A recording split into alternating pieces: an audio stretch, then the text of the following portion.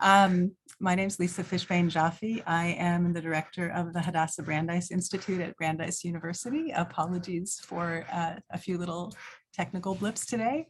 It is my pleasure to welcome you to this fourth and final session of this year's Studio Israel program.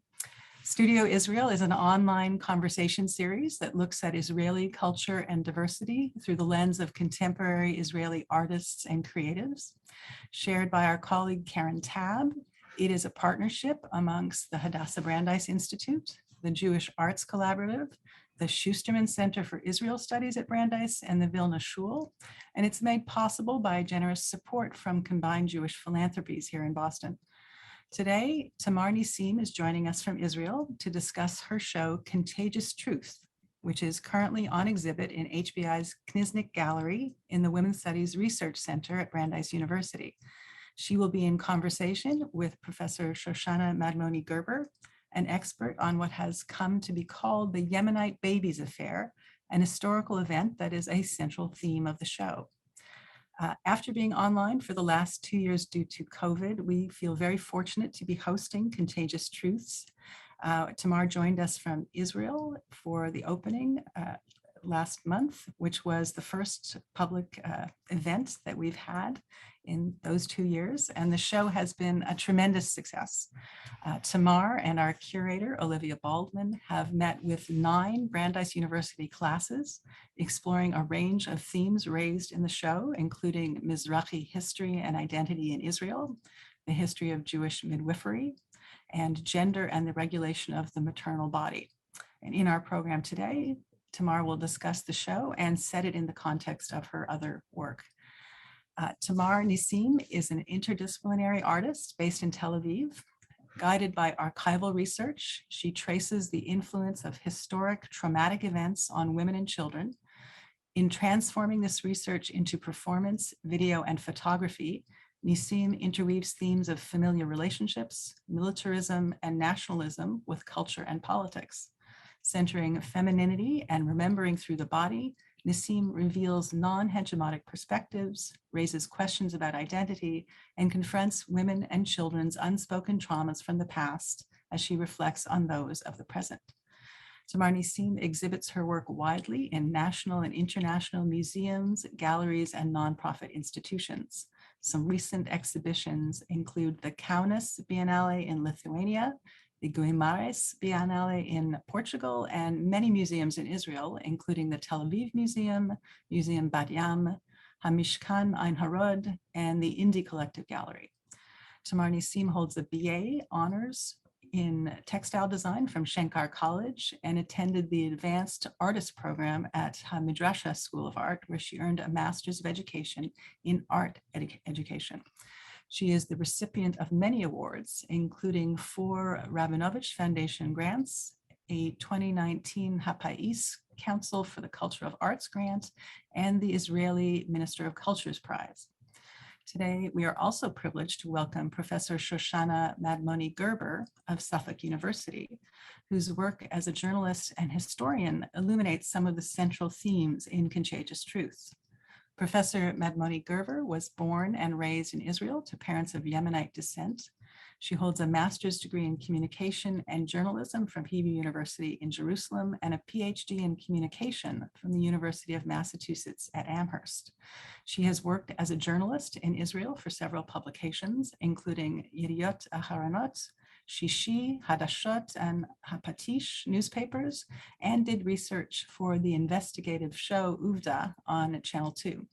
She has also worked as a researcher and diversity trainer for ADVA Center for Equality of Israeli Society. She joined the faculty of Suffolk University in 2004 and teaches courses in journalism, media, and documentary film.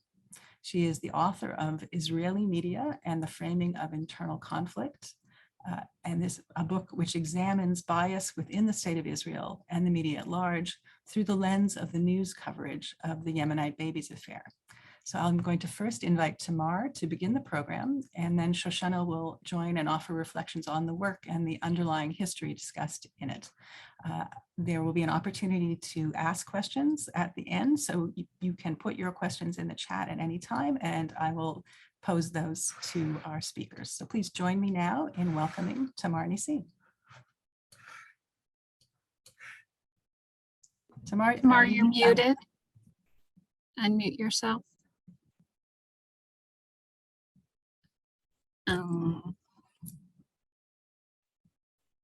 We can't hear you yet. Hi, can you hear me now? Yes, I can. And Tamar, let me know Now- when you want me to share the visual, if you're ready. You can start with the first one. Okay. Just give me a Hi moment. everyone. I'm sorry I can't see what you are showing because of a technical problem. So I will just tell you when to change it. Okay. Hi everyone. I would like to thank Lisa Fishbein-Joffe and the Hadassah Brandeis Institute staff, including Olivia Baldwin, curator, and Suzanne Metrican, former curator and director, and the Schusterman Center for Israeli Studies for the opportunity to have the exhibition at Kniznik Gallery and for their great help. Today, I would like to share with you my ongoing research as a video, photography, and performance artist living in Israel. In my work, I explore national and personal identities in Israel society. Since 2016, I have investigated the connection between hygiene and national identity in the private and in the public sphere. I found that hygiene methods have fundamental part in polarization and racism towards women from non-hegemonic society in Israel. Can you pass to the next? The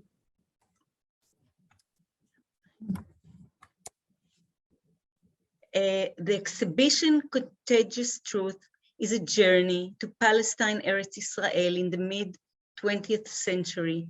In this exhibition, I explore the powerful impact of hygiene methods and basic household tasks on the identity of Jewish immigrants in the newborn stage. Can you pass to the next one? The first segment in the journey is Jabotinsky 38 in Tel Aviv, the house which my mother was raised. In this work, I confront my childhood memories with my grandmother's obsessive cleaning habits. I asked my mother and her friends to share with me their hygiene habits in their childhood in Tel Aviv in the 1940s. My mother told me how she was playing with the Arab neighbors from the new village, how the Arab women were working as housekeepers in her neighborhood, and how her mother was keeping everything clean and tidy in their tiny apartment. It was a model of mothers, she says, to be very tidy and clean. And the next one, thank you. While interviewing one of my mother's childhood friends, I had a breakthrough in my understanding of the power of hygiene. It was the first time I realized after so many years that my grandmother was a victim to racism as a Mizrahi Jew from Bukharian origin. She was a wife of my Polish grandfather, and she lived in an Ashkenazi neighborhood. I realized that her obsession for hygiene was a way of proving she was a good mother and wife, though she was not from Ashkenazi origin. She had to be the cleanest housewife among her neighbors, and her daughter, my mother, had to be the tidiest girl among her friends. In the video, my daughter braiding her hair, and I could imagine my grandmother as if she was coming out of an old family photo, braiding her curly hair. The next one, please. The video Banana relates to a story that runs in the family about the hygiene habits of my grandmother. We were joking that she used to clean everything with hot water, even bananas. This story came into my mind when I found a document in the Municipal Archive of Tel Aviv from 1929. The law in the mandatory time in Tel Aviv forbidden buying bananas for peddlers, mainly poor Arab farmers who serve to prevent the spread of disease. I realized that cleaning the banana was a part of the fear that was spread by the institutions and was connected to the fear of the emerging immigrant society in Tel Aviv. The next one, please. This is part of the exhibition. In the middle, you can see a table, and on the table, and I was referring to the household and medical objects that were part of my research and became also part of the props in the video, the hygiene project, which I will talk about later. These objects are like time capsules. They have strong impact on people and became like triggers for hidden traumas. Can you pass to the next one, please? The second station in my journey is Drop of Milk. This was the name of the health nurse station that were established in Jerusalem. In this healthcare station, nurses began directing mothers on how to take care of their newborn babies. They had enormous success in reducing infant mortality. You can see it in this diagram, but the patronizing attitudes reflected the racist agenda of the medical authority towards women, especially Palestinians and Jews from Muslim origin. In the diagram, you can see that the mortality is divided according to Ashkenazi and Mizrahi origin. Can you go to the next one, please? In this video, the national health, I take a role of a healthcare nurse that educates low-income mothers how to raise their children. The text is drawn from hygiene textbooks for health care from the mid-20th century.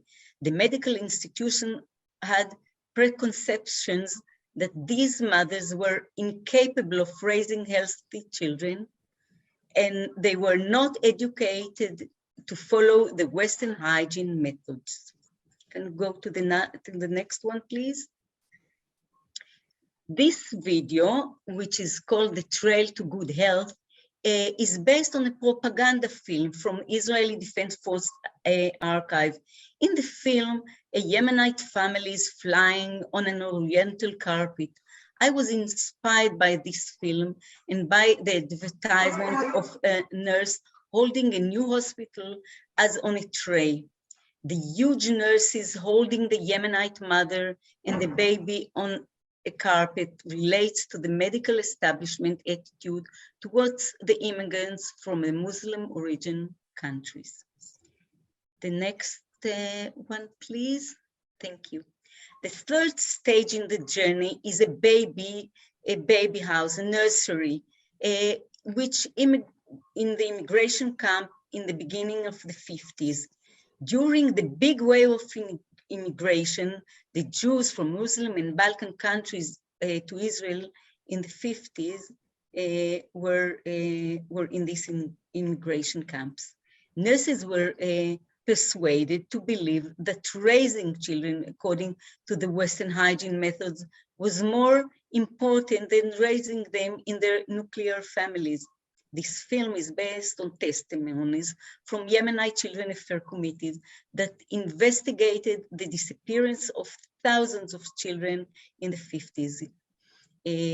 What happened to these babies who disappeared is still a mystery more than 70 years later.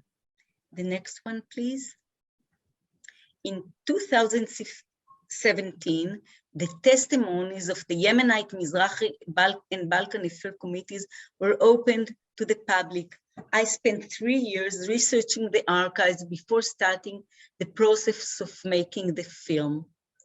The next, please. I decided to focus on the nursery house at the immigration camp, as it was the first place where mothers were separated from their babies when they immigrated to Israel. The families were accommodated in tents, and the babies were taken to one of the few stone buildings in the camp for their protection. But what began with good intentions became one of the great tragedies of the newborn country. Next, please. These photos from the nursery in one of the camps seem to be taken in the same nursery, in the nursery of one of the immigration camps that was mostly inhabited by Yemenite immigration. I based the location of my film on these photos, as you can see in the next slide. The next slide, please. My latest video is based on testimonies on the part of the medical institutions in the disappearance, kidnapping, and adoption of children. In the testimonies, the women stated that they only saw other women committing the crime. In my video, they confess that they were part of the system and ask for forgiveness. For me, this is the power of art, to take a side and act. And in this, and you can see that behind every one of these testimonies, I stand and I was taking the part of asking for forgiveness. The next one, please. This is the last slide, and I would like to thank you very much for joining me for this journey.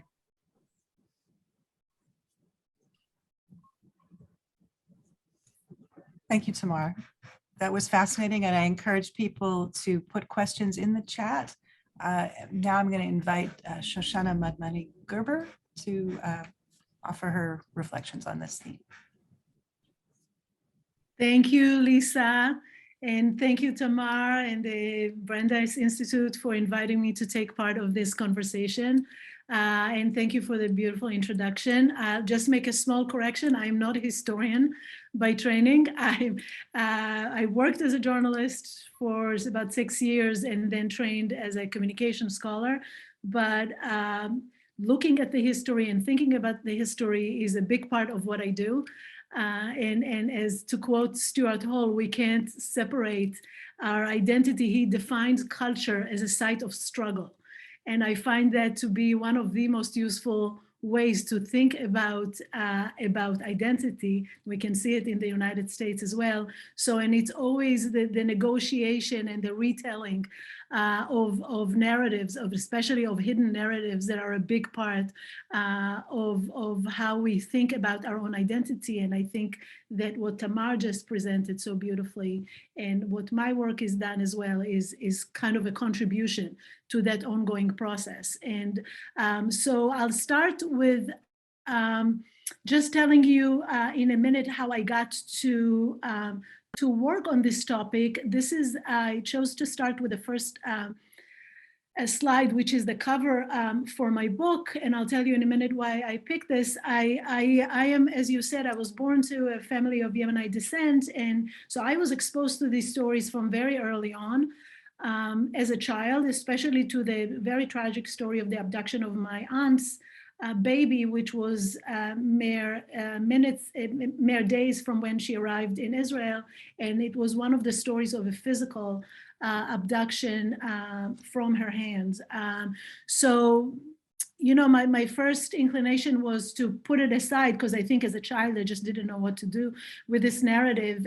But over the years, and I wrote about it later, I did think about my reaction and why I reacted the way that I did. and that I was like many Mizrahim of my generation. I don't know how many people are familiar with this term, Mishtaknezet, is that I just wanted to be Ashkenazi, and I just wanted to be part of the collective because so many messages were encouraging us, whether directly or indirectly, to push back. And also it's a narrative that didn't fit with if I'm thinking about the master narrative, as Ella Shochat calls it, is about how Zionism rescued Jews. And here we have a narrative about Jews victimizing other Jews, and a narrative about racism and marginalization, and it's really hard to comprehend. So this picture here, I chose that its mother's in 1949, and it kind of represents to me a moment of happiness, that moment of a mother bonding with a child that was basically taken away from them. That was the moment that was robbed, the future, the life that were robbed. And as you can see here, all the children look happy and healthy. That didn't really coincide with, other tales of starvation and so on, and the reasons that were articulated of why they had to be separated. So I will use just a few minutes to kind of orient you to what this affair is about. So between 48 and 1950, the state of Israel airlifted nearly 15,000 Jews from Yemen.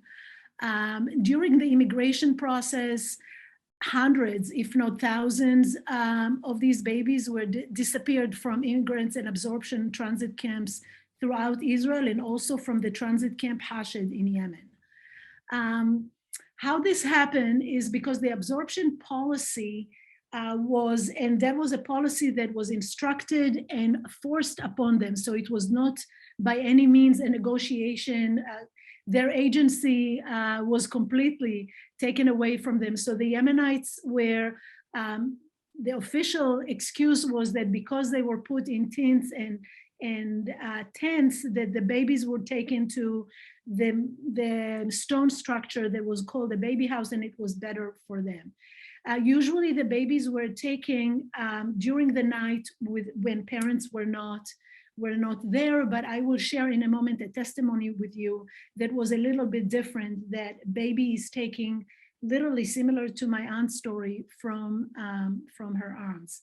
And when parents, from testimonies that we've collected, that the commission collected, when parents were present and refused, they report that the authorities forcefully took the children from their hands, even acting violently. So a typical scenario was that a child would fall ill. The authorities said that they took the child to the hospital. Parents would ask, when are you bringing my child back? And it would be a week, 2 weeks, 3 weeks. And then the child would never come back. Later, we found out from some of these documents that Tamar showed in the drawings there, they went from that to recovery centers in Vitzo, controlled by Vitzo, in Tzfat, in Tel Aviv, in Jerusalem. And then from there, they were probably taken to adoption. That's what we think. So I want to share with you, and again, all the while, institutional representative nurses, other caregivers, clerks were telling the commission that the parents were not interested in their children. So to contrast those two testimonies, and I know, Lisa, we're going to talk later about representation and the issue of voice, we can develop this point a little more. So I'm going to share with you a short testimony by Naomi Gavra. Let me get out of this for a minute. And the testimony was given to the show Uvda that, as you said, I've worked for. And so it's in Hebrew. Sorry, hold on one second. It's in Hebrew. So I'm going to share, I'll put the volume down and just a couple of minutes, because I think it's important that you would hear it from a mother, so that you can feel her words. This happened in En Shemer.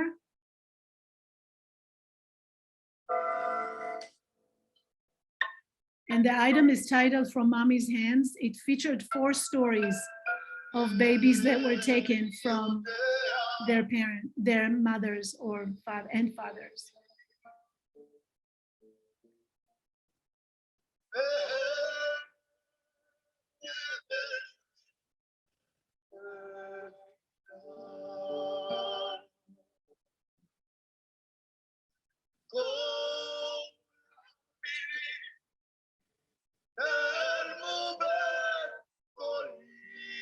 This says baby house, no entry, the sign, which is also important.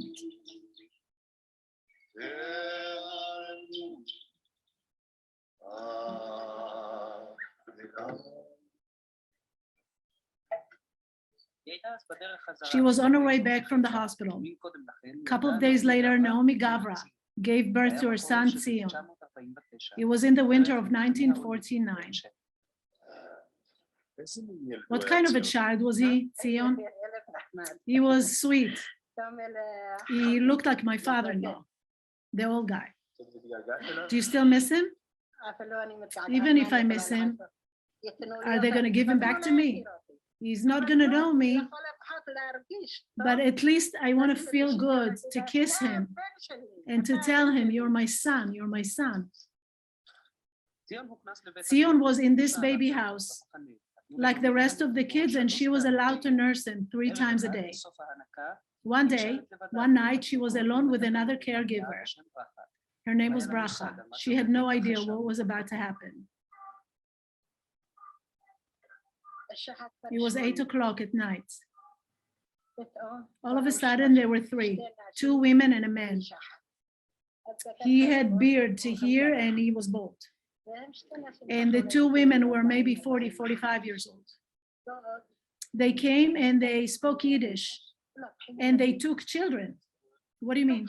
They took children. It was like a room, in a room, in a room. So I said, Bracha, I see that they're taking babies. Where are they taking them to? And she said, I don't know. I said, well, ask them. And she said, but they're speaking Yiddish. I don't know. So I said, ask them in Hebrew.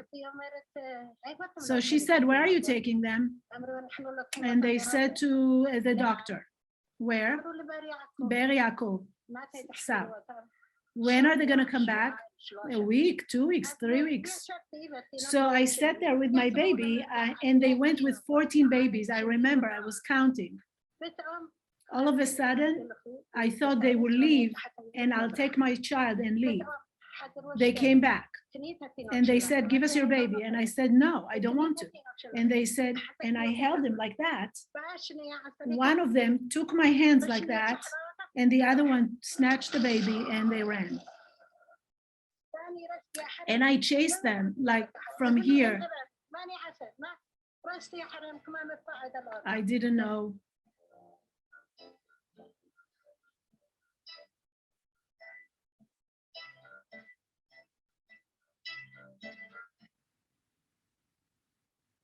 All right, so this ends with another testimony of a nurse actually saying that the commission didn't know what happened to Naomi's child, and a nurse's testimony saying that she saw people coming and talking in English about taking children, and she told her mother, and her mother said, it was probably for money. It's none of your business. Don't say anything.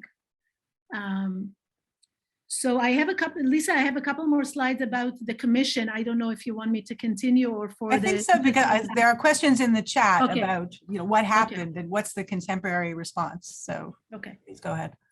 Oh, so go ahead. All right. So this is just quickly so you would be aware.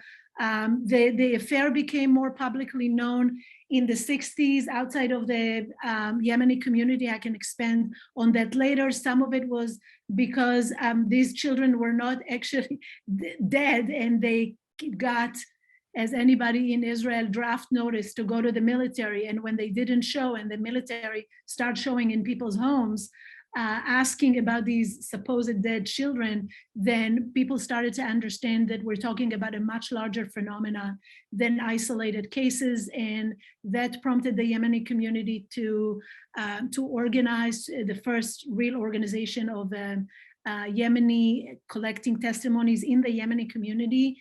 And that prompted the first commission, was called Baalul Minkowski. It's really important to note, so 3 commissions in total. The first 2 was inquiry commissions only. So to those of you who have legal education, there is a big difference. It's not just semantics between inquiry and investigative. Those 2 commissions ran their investigation behind closed doors. We had no, besides the reports, don't know what went on there. And they did not have a power to subpoena, which is the biggest issue here. So one commission between 67 and 68, another one in between 88 and 95. And that's where I am starting to work in the early 90s and discovering that there is a commission that nobody knows about. When I worked in this newspaper that you mentioned, Lisa, Hapatish, which is in Hebrew, the hammer.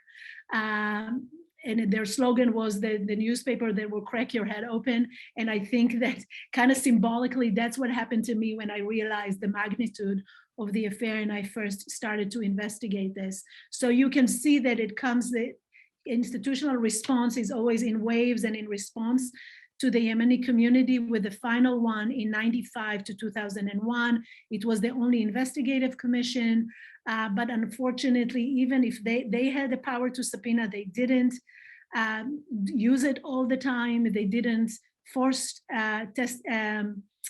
witnesses to speak. They didn't run proper investigation. And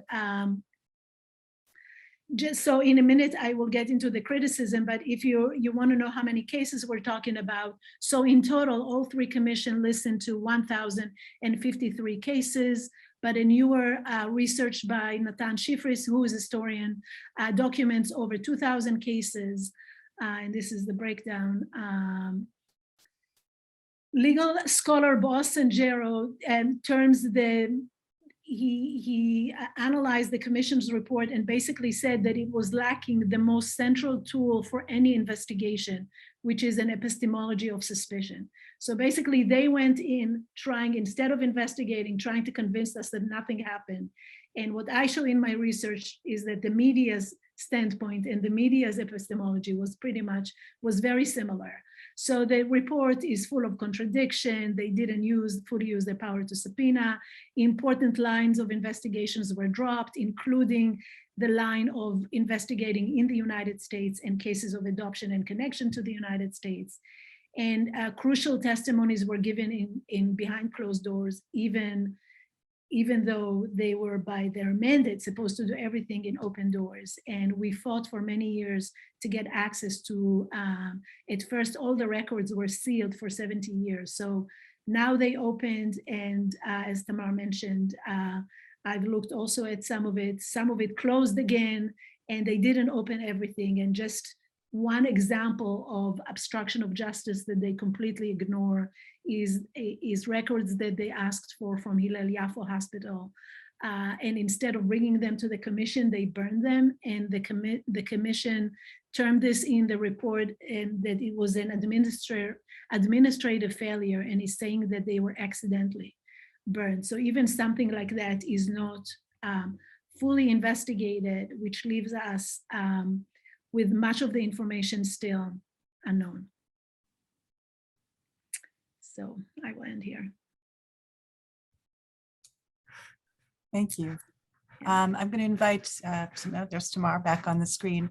There are a number of questions in the chat. I'm going to ask those in the time we have left, and we'll go a few minutes over because we started a bit late.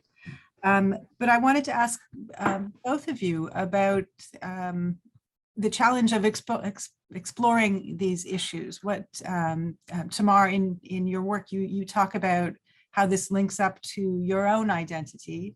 Can you expand a bit on that and what it means for you to be addressing this? So I'll start with Tamar and then ask Shoshana.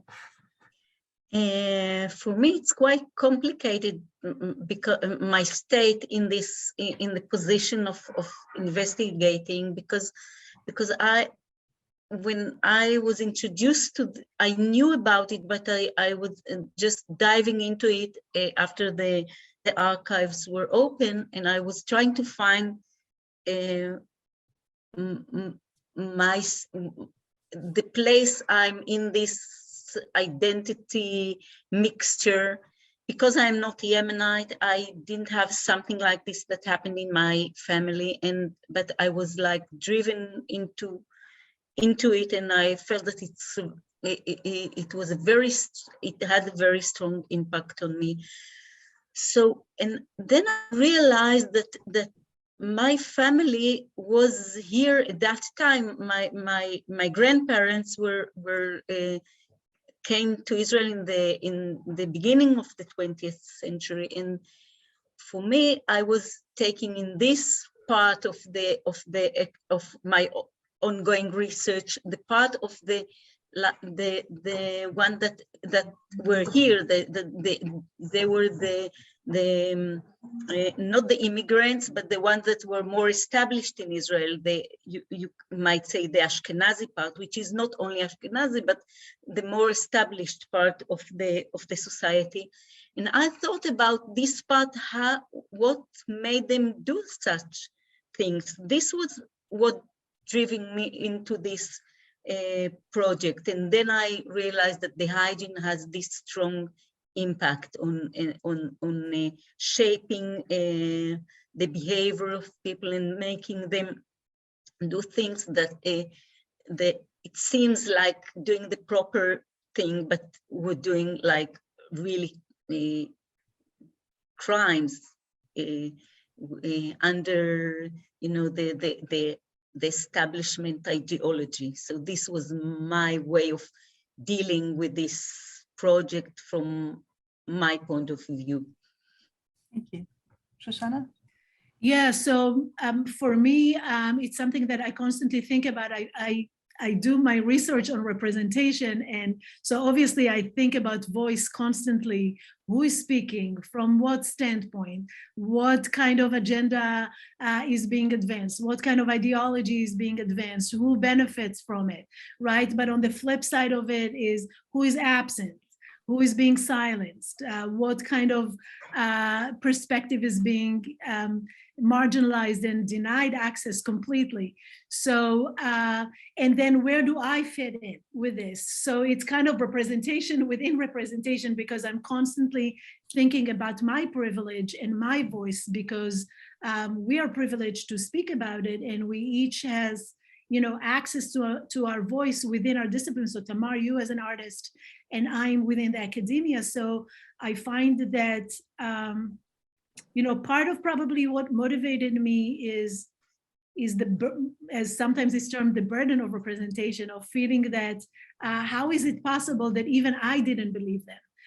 Why is it that we like to push this kind of stories to the side? Why do we not want to deal with it? But also, what is it that is making me to come up with specific interpretation?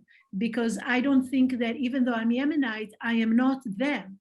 I have to separate my experience into, I wasn't an immigrant that didn't know, although I'm kind of an immigrant in this country now, but I didn't come here from a weakened position. And I think that's really important, that to understand that position, our own privileges, because I still am here writing about it and was able to publish a book about it and lecture about it. And so I'm constantly thinking about this duality. Thank you. And I add something, a small thing, maybe because I see some of the remarks that I'm not justifying things by hygiene. I'm just trying to hygiene for me is like a way to investigate a point of view, more like a point of view, and it for me it relates for our recent time how hygiene became a way of controlling people. So this is not as justification, but a way to understand the system, and how the institutions make people think in the way they want them to think. So I think So- that's a powerful message of the show, that hygiene is a conduit or a vocabulary for talking about race, talking about social control, talking about sort of institutional preferences about who should parent. And that's something that's coming up in the chat as well. I wonder if I can invite you both to comment sort of more explicitly about the link between this hygiene discourse and the removal of children and ideologies of race. Shoshana, do you want to So start? you with want that to one? start? Yeah. So of course it was part of the ideology, and it's really important actually to speak about it as such, because this is how the whole healthcare system in Israel came to be. And when you read some of the text that was written by Yosef Meir and others, and they were influenced by theories of eugenics. And this was an in for them. So at the same time, you're marketing this idea of saving people. I mean, some of the newspaper articles that I looked at, the Yemeni people are always described as dirty, filthy, diseased. So it's always then the suggestion or the remedy for this is to teach them how to do even the simplest thing. I saw in one article, for example, they described the Yemenis as peeking through the window and seeing for the first time how to bathe a baby and how to change a baby's diaper. That's a quote. So again, the thought that, what did they do in Yemen? They didn't actually in Yemen, when I investigated a little further, they did what we like to call in Cambridge, or in the United States now, attachment parenting. That's what they did. What we, need to read books to kind of come up. This was their instinct to have the baby attached to their bodies and to sleep with the baby. And even their custom to feed baby, to breastfeed for a long time, is something that was interpreted as lack of care. So all this was an in for the institutions to say, okay, here's what we're going to do, and to take charge, and to, first of all, separation. So once the children are taken away from you, then the parents are not there and you can do whatever you want. And then when we discovered after that, the track of the disappearance or the kidnapping is that it's also a medical reason. The child was sick and we had to take them to the hospital. And then they went to recovery center. And then because from the beginning, we're thinking that they don't care about it. Then when you hear a nurse that's testifying and saying, well, we never saw Yemeni parents. And the prosecutor asked her, and it didn't surprise you? It didn't, that where were they? And she said, well, they just told us that they don't care about them. They had too many babies. So all these preconceived notions and racist ideologies about them, which the hygiene and healthcare was quite a central piece, is leading to these actions and then leading to the justification of what happens. And then obviously to the long decades of denial. We had to do it. Tamar, do you want to share your reflections from your research? I will continue. A lot of things that Shoshi said I was putting inside the film that I made, and I was making this film like I was separating it and made it like a group of nurses against a group of Yemenite women. It was 5 nurses and 5 Yemenite mothers. And all these small talks, what was Shoshi saying, I saw them again and again in the testimonies, and I was like quoting them. And when I put it in the mouth of actresses, it sounds so terrible. It sounds so racist. It sounds so, and many people, and I see over here also people are asking. It was very few years after the end of the Holocaust, and a lot of these women were victims of the Holocaust. So it's like very, very strange to hear the same way of thinking, how it developed came to Israel, like in the behind door, or like in the so it was very interesting. And also the things that about breastfeeding, in my film there is a small part that there was like a confrontation between a nurse and a Yemenite mother and the nurse said, why did you come to breastfeed your child? He's almost 2 years old. And she's saying, if I want breastfeeding, I would be pregnant again. And she was like, she didn't understand it, because it was like a common knowledge in societies that this was a way to prevent a pregnancy, but it was considered as like something that is totally imaginative or something like this. So all these small things that now we know, they were telling they knew what they were talking about. The nurses considered these things as something that very foolish or things like that. So it was. There are a number of questions in the chat asking in different ways about what we know now about what happened to these children. Were they adopted? Did they pass away? Did they simply disappear and there is no trace of what happened to them? Can you talk a bit about what we know, what these three inquiries and investigative commissions have determined? And then there's also a question about what, if any, remedies were made available to these families? And are there any stories of families being reunited? So what can you tell us about that? The commissions just detail a handful of stories that were reunited. One of David Shuker, for example. We had the famous story of Tzila Levin that was that we either had issues with the DNA testing that was widely, also not widely maybe, but was reported in the New York Times in the United States as well. So those two questions are kind of connected.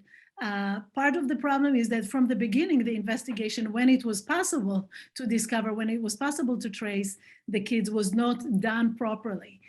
So that's the first problem. And right now, still the position of the state is to go with the investigative report, despite all the problems with it, with its conclusion, which is 90% of them died, even though we have very serious doubts. And we know that, I mean, right now we didn't get an evidence for that.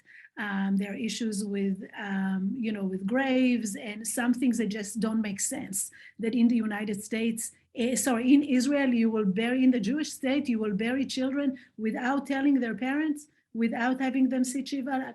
How are we going to talk about, would we have talked about it if it was done to us by another nation? And the question, I've seen a few questions of the issue of remedy, how do we resolve this, is we're talking about, somebody asked, I think, about reparations, that we can't get to reparation if there isn't even acknowledgement. And probably the bigger problem, and I see another question from Shula about, how it happens, how it still happens with some of the Yemeni community and with the Ethiopians. And Esther Herzog is a sociologist who writes about it, and she says it in her writing that it's the same mechanism. And I think that's our biggest loss as a society, that we don't have the courage to open the wounds and talk about this openly with full transparency. And we can't get to talk about reparation or apology before we have all the information. So right now we are kind of stuck with it. And this is part of, I say it to sometimes when I speak in my synagogue, in other places, I hate to say it to all my Jewish sisters and brothers, we are not that special. Similar stories and motivated by racism happened in other nations. We saw the Pope apologizing now to the Aborigines in Canada. We know the Australian story, but it happened in other places, in Spain, in Ireland, in Guatemala, and so on. So we need to take that step in order to prevent reoccurring things that just happened with Ethiopian women that were giving against their will, without their knowledge, again, to control the issue of the children, because the assumption is they have too many children, they can't take care of this alone. We are taking charge of this and giving them the Provera injections to make sure they don't get pregnant again. This is horrifying. This just happened a few years ago. I want to read you, as we come close to the end, I want to read you the English translation of the government apology that was issued by the Israeli government last year in 2021. It said, in part, the government of Israel regrets the events that happened in the early days of the state and recognized the suffering of families whose children were part of this painful issue.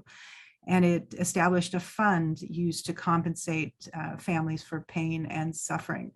But notably, it says the government regrets. But do you consider that an apology? That's sort of the first question. And the second question is for Tamar, because you ended your presentation with your own apology, where you used the language of women who had been involved in this as nurses and medical professionals, but you held up the sign yourself and spoke in your own voice.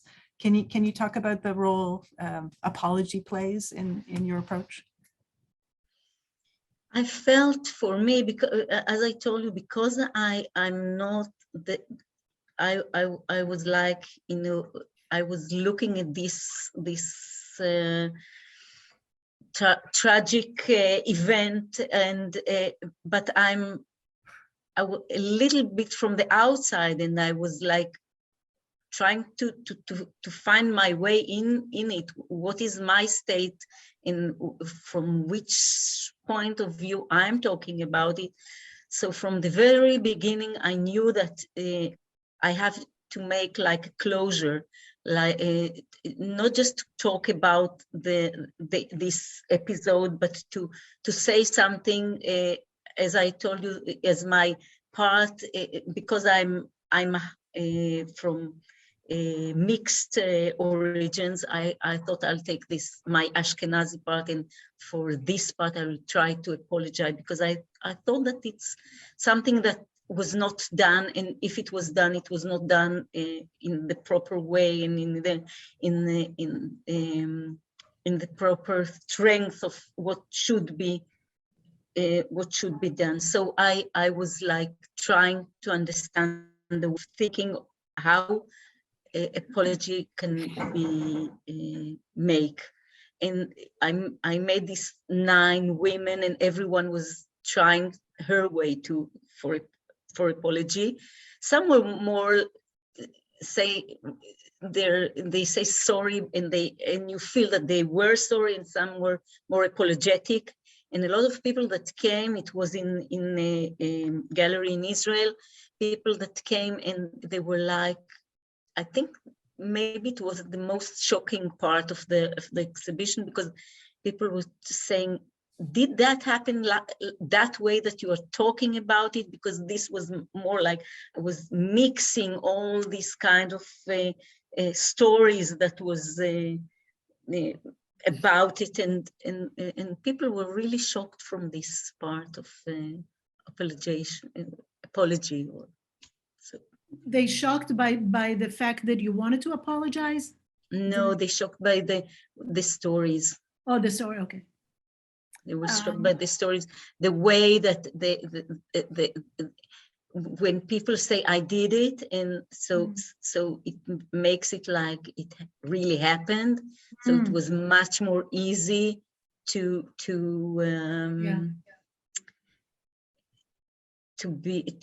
understand the story. Right.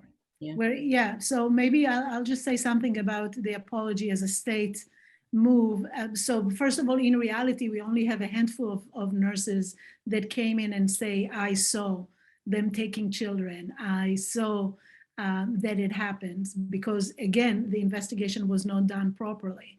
So what the Israeli state was doing, that part that you read, was in response to the fact that there is a group of families that are suing the state in a class action.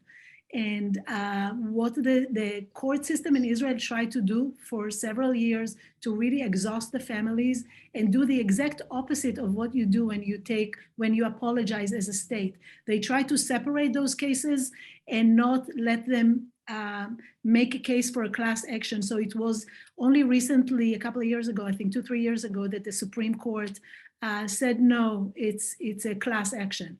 They can sue like that. It's the same story. And of course, one talks about a system and the other one, oh, it just happened to one person. So Israel is still fighting that, and that's the state. And what they were afraid of is that we will now have more lawsuits. And so they decided to come up with this kind of weirdly phrased apology that we're sorry about what happened in the, which is not really taking responsibility. What families are looking for is, first of all the information, which we still don't have, and acknowledgement and full and unequivocal apology, responsibility by the state with all that means. Something in the form of what we've seen, for example, in Australia, but in other places too, even with the Pope, that were other people that were talking about, the hardship of accepting it so late, and that he himself reversed a position that he had before, that he didn't want to apologize, so that the church won't apologize as an organization. So even if I look at Australia, and if anybody's interested, you can look it up, or I can share a clip in the chat. It's Kevin Rudd, then Prime Minister in 2018. Even though the state acknowledged it in much better and transparent and open investigation 10 years earlier, they did not want to do this apology. So the apology is, I see it as a last step. It's very needed. But it is really a last step in a long process of healing. And what he does there is just incredible to hear, how he apologized in the name of the Australian government and personally as now the Prime Minister. And the objection to doing that, if anybody cares to research a little bit about it, is that it's everything that you hear here when you try to discuss reparation for slavery, or we didn't do it, it's not our fault. It's like that resentment for taking a collective responsibility. And that's something that's very different. And so, if anybody wants to look at that speech, you will see, just look at the faces of all the Aborigine people, the First Nation people who are listening to this apology and what it does to them, to their mental state. And I think that you will get that point. But we are very far from this in this case, unfortunately. We're going to have to wrap up, but I want to ask a question that's come up a couple times in the chat about DNA. So you've both relied on testimony and material in the archives, but there is another source that could connect people to their families, which is something that could be available even as the people who may testify are passing on. Is there any move to create a DNA database so that people who felt they might be descendants of these families could find connection? Do either of you know if that is something? Oh, yeah. Board? I do know that there is an effort, and it started several years ago. It's like to create a DNA bank, and it started by a Knesset member that was active on this. So it's been done, but that DNA bank, you're always relying on other people on the other end, trying to bring their sample as potential children. So in order to create a match, and that's a little more tricky, because again, if we're talking about a few thousands that were spread around the world, you are looking for a needle in a haystack. That's not something that is, if anybody was thinking that we're just going to see massive of Yemeni, children coming in, everybody is walking happy into the sunset. It's not exactly going to happen like that. But I hope that with, the prevalence of social media, with DNA testing, so I know that some organizations are utilizing that and doing work on that. Yeah. I would like to add that DNA in Israel is forbidden. It started, but because of religious laws, it became forbidden. You are not allowed. You can't do a DNA test in Israel. What you're talking about? What do you mean? Like in terms of, I know Like it a was an paternity issue with the test? grave. You can't do it in Israel. You can do it just abroad, because in Israel it's because they're afraid of other things, not Yemenite finding their parents or children, but from that because of Jewish laws that would that you'll see that mamzerim and things like bastards and things like that. So in Israel, it's forbidden now to make a DNA test, as I know it. I know that my heritage started doing it, but now you can't do it in Israel. Okay, I didn't know that. Yeah, yeah. I mean, I know it was an issue with opening graves. That was a big religious issue, which is why they didn't want. Yeah, but this is also another religious issue. So we have a lot of because it's like you might find things that about families, other things that you don't want to find. So that's so now it's not. You can't do it in Israel. That is a very interesting intersection with Yeah. challenging issues in Jewish family law Yeah. that rear their head in so many contexts. Yeah. I want to thank you both for a really fascinating presentation, and I want to thank Tamar for, you can see in the chat, raising the awareness in the community here of this really important issue, and sort of the powerful perspective you offer on Israeli history. I want to encourage people to come and see the show, which is on exhibit in the Knisnik Gallery in the Women's Studies Research Center here at Brandeis through the summer. I think we can put the dates in the chat, or if you've attended, you'll get a follow-up email. And I also want to encourage people to read Professor Madmoni Gerber's book, which is, again, called Israeli Media and the Framing of Internal Conflict. And thank you all for joining us. This, as I said, is the last session of Studio Israel for this academic year, but we will be back again in the fall, and we look forward to having you joining us then.